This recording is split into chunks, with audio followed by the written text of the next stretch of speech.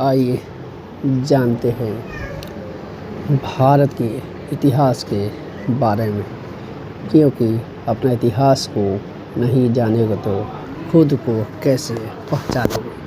तो चलिए वीडियो को स्टार्ट करते हैं और भारत का इतिहास जानने का एक प्रयास करते हैं।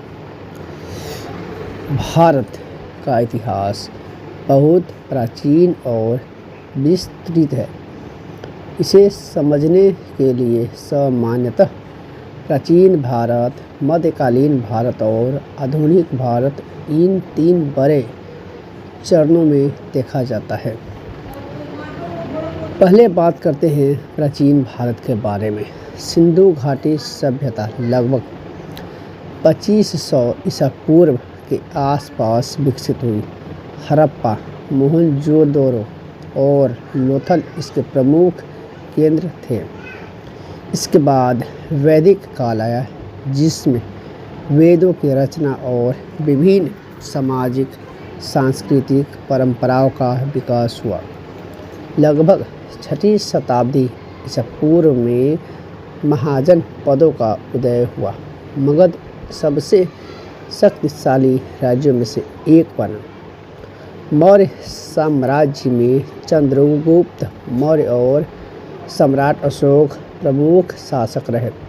बाद में गुप्त साम्राज्य के समय विज्ञान, गणित, साहित्य, कला और संस्कृति में महत्वपूर्ण विकास हुआ।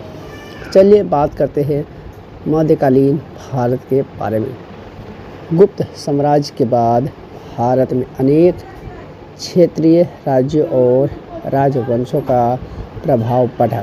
दक्षिण में चोल, चालुक्य, विजयनगर जैसे शक्तिशाली राज्य उभरे।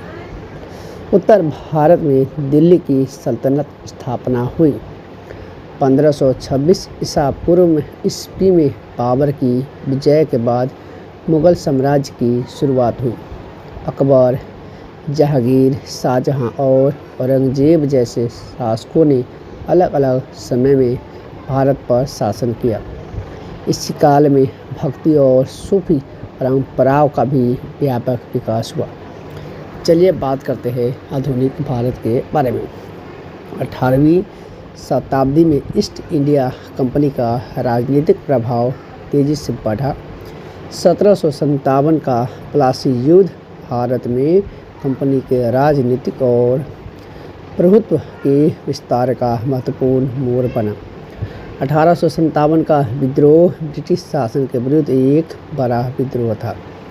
1885 में भारतीय राष्ट्रीय कांग्रेस की स्थापना हुई। महात्मा गांधी के नेतृत्व में असहयोग आंदोलन, सविनय अवज्ञा आंदोलन और भारत छोड़ो आंदोलन जैसे आंदोलनों ने स्वतंत्रता